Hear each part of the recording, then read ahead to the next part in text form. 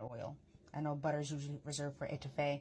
I like the way butteroo tastes with my gumbo, so I use a little bit of, I use butter and oil in mine, so sorry. And I use a 1-to-1 ratio of fat to flour for my roux. So I'm just scraping the sides of my pan to get all of the flour incorporated. If I need to add a little bit more oil, I will. But I think I eyeballed it pretty well. Right now, I'm just going to smooth out all the lumps before I turn my heat up. I got it on very, very low, the lowest setting possible right now. Because as you know, you got to watch your roux. You can't leave it. So right now, I'm on very lowest setting possible. And I'm just smoothing out any lumps that I have with my flour and fat mixture. So I will be back when it's time to start stirring. And so, as you can see here, I have de-shelled my fresh shrimp. So here are my shells. I'm just going to take those and put those right in there with my crabs that are boiling. And again, I'm not going to put the crabs on camera because, of course, you know, if you know how to cook crabs, you know you have to do them a certain way. And I just don't want to show that on camera. Now, I would like to add that I've done this meaning cook my crabs, as humanely as possible.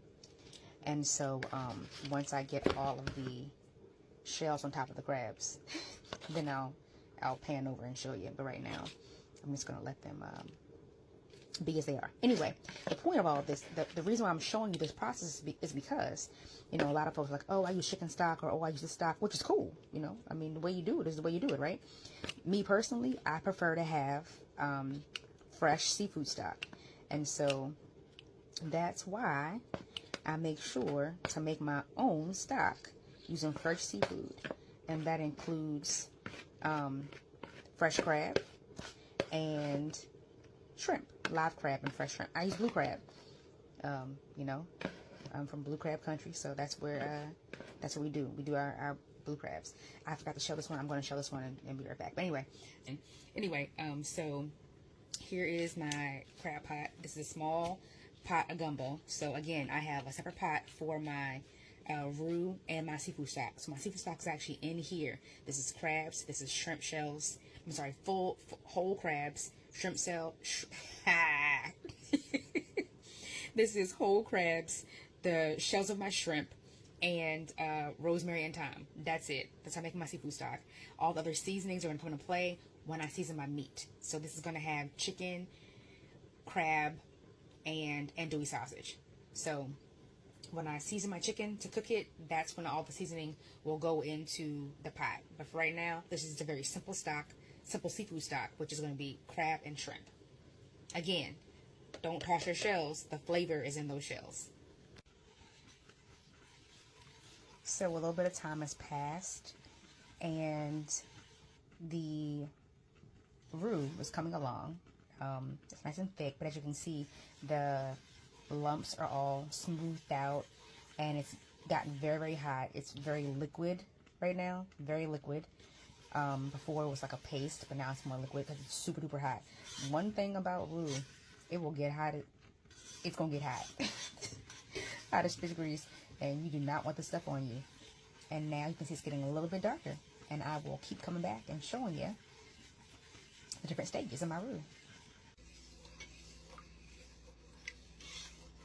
Okay, we're getting there. It's getting darker. It's not quite where I want it to be, but it is getting darker. So we are closer to milk chocolate, coming out of that peanut butter color and getting closer to milk chocolate. It smells like a really, really well done toast now. Not quite burnt toast, but a really, really well done toast. Almost burnt.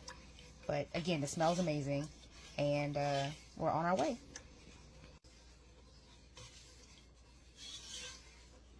Okay, so here is the color that I was looking for. It's super dark. Love a dark roux. Again, the darker the roux, the better the flavor, the deeper, the richer the flavor. This is more of a consistency of, well, it's still very liquid. It's still very liquid and still very hot. Be careful when you're stirring. Stir constantly, but be careful not to let it pop out because this stuff will burn you. Okay, so I have added I turned it down so I can add in my onions and green peppers and celery so that it wouldn't burn while I was grabbing everything.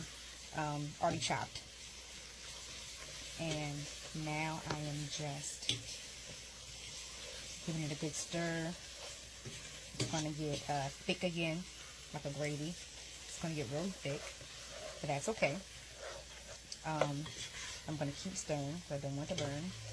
And then once this cooks down a little bit, just a little bit, not a whole bunch, cook down just a little bit, maybe like 2-3 minutes, I'm going to go ahead and add in my homemade seafood stock. Alright, and this will cook for about an hour before I start adding the other things in. So, give it a good stir, and then add in my homemade seafood stock. Be right back. And so I'm adding in my homemade seafood stock a little at a time, because again, this is going to break down and turn into a gravy otherwise, right? And I don't want any chunks of flour or gravy in my gumbo. So I'm just going to keep adding it a little at a time. You can see how it's thickening up like a gravy. That really thickening up. I'm going to keep adding a little liquid at a time so that it doesn't start to clump and break out into lumpy gravy pieces, right? So a little at a time. Alright, so as you can see, I am still adding my stock. You can see it is liquid. It is not thick and gravy-like. I still have some more liquid to add, but I just want to show you how that looks. Just a little at a time so it doesn't break apart and become, you know, clumps of gravy.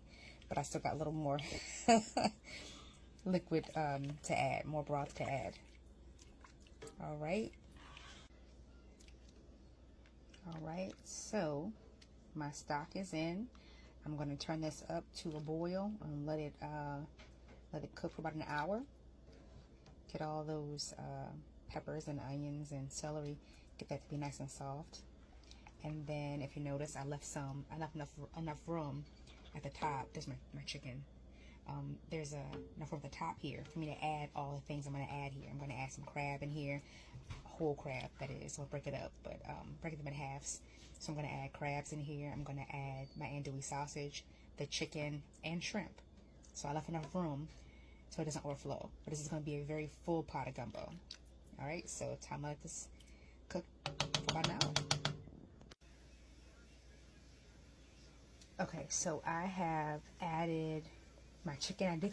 I did cook my chicken first. I seasoned it really well with my own seasoning blend. And I did saute it on the stovetop. I did not cook it all the way through. I did about halfway because I knew I was going to put it in the pot to cook the rest of the way, right? So I have also cut my andouille sausage. I sliced it into, you know, spheres and then cut them in half. I like mine in half. You can leave them whole if you want, but that's the way that I do it. So I'm going to let this, it's just about at a boil. I'm going to give it a good stir and we'll let it sit for about another hour. Okay, so everything looks nice and cooked down. The smell is amazing. That andouille sausage is everything. I'm going to add my shrimp now. So these are in here. I'm going to push these down to the bottom. And I'm going to add my crab meat now. Okay, so I got my crab meat. I always buy some lump crab meat to add in there. And then now I'm going to add my crab that I cooked earlier. I'm going to add those in. So give me a second to get that. So I cleaned these crabs and I actually, hold on, let me stir this in. Let me stir that in. Get that, yeah, good. So I got that in there. Okay, good. So I got that in there with the shrimp. So let me add the crab in there. The crab and the legs. So